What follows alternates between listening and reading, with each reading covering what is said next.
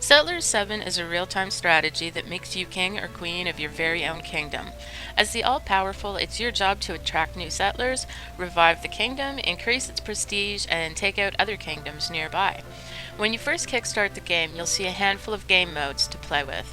In addition to the campaigns, which double as the tutorial, there's a skirmish mode versus AI, ladder mode, standard multiplayer rooms, and options which let you tinker with your castle and customize maps. In addition to the customization options at the main menu, you'll also see some social networking links so that you can spam your achievements to your Facebook friends. There's also Uplay, friends lists, email options, and more. Initially, I figured I'd be able to review Settlers 7 in the course of a few days' worth of solid gameplay. How wrong I was.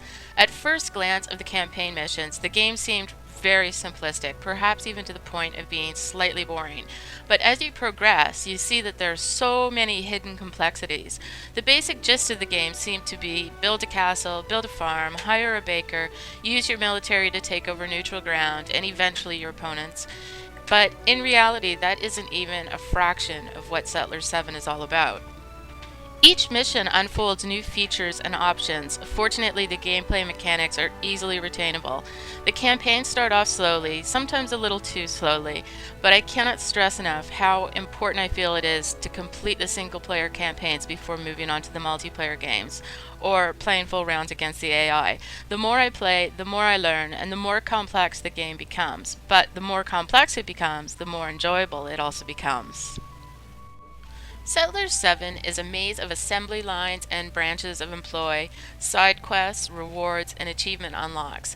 As an example of the production chains, to build a single sword, which is required by your military, you need to mine coal and iron ore, build a smelter to create refined iron, build a blacksmith who will require both wood and refined iron in order to produce the sword. So this means that you also need a forester out there collecting wood, and each of these tasks require its own building. Each building adds another residence to your population. Now you need to build housing and provide food. To provide food, you need to build farms, grain barns, windmills, bring in some hunters and fishermen, build a bakery, brewery, and butcher. All of this is needed to produce that single sword. And that's assuming that the land you own can even accommodate your needs, because in order to build a farm, the land has to be fertile. Not all plots of land have animals to hunt or fish to be caught. So it may sound a bit overwhelming, but it's not. The biggest issue is watching your supply and demand. If you run out of food and have no fertile land to grow on, then you can't hire military since they need to be fed. And you need the military to take over more land. Running out of even a single resource can mean your demise. Here you can see my constructors. You start off with one building and can eventually use prestige points to unlock more. My handymen are hanging out, waiting for a job. Over at the storehouse, the carriers wait outside to deliver supplies as needed. Here I'm sending my small military to take over a neutral territory. You should always have at least one more soldier than your opponent. While you can hire and fire the generals of your choosing and create different types of soldiers, the actual battle is hands-off. Once you send your troops out, you can't micromanage them except to retreat. As you can see, there's a bit of humor going on here as the soldiers taunt each other before engaging in combat. Once you win a territory, your general secures it, and you can then build on the land.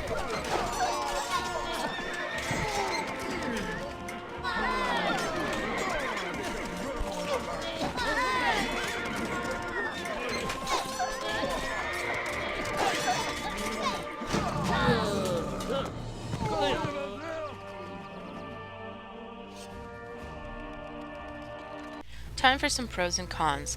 Settlers 7 is easy on the eyes with its mix of fun and great looking graphics. The soundtrack is excellent, and the collector's edition comes with the full soundtrack.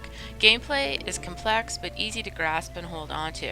Gameplay is fun, challenging, and addictive, whether you're playing with the campaigns, an AI skirmish, or multiplayer versus or co-op. While Settlers will keep you on your toes at all times, it's also a great game to kick back with when you just want to chill for a bit. It's also the best real-time strategy that I've played in a long time. The cons are a little more complicated since there's so few. The in-game mentoring system is a joke. When I started the game, I switched mentor on so people could ask me questions. 99% of the questions that came in were all Heben de Leben eins zwei drei, so I finally shut it off since clearly my grade 10 German isn't up to snuff. Anyway, I guess it's time to talk about the elephant in the room. No, not me. I'm talking about the DRM, Ubisoft's solution to piracy. In order to play Settlers 7, you require an active internet connection at all times, even if you're playing single player. Since the Settlers launch, I've been knocked out of the game about 10 times. Most of the interruptions just required a simple reconnect, but one connection error lasted about 2 hours. Well, some might say, so what? Just go do something else. I can't help but remember the days when one could walk into a store, purchase a game, install it, and play it with or without an internet connection. I can't say that I'm a fan of DRM, but I can say that I'm a fan of Settlers 7.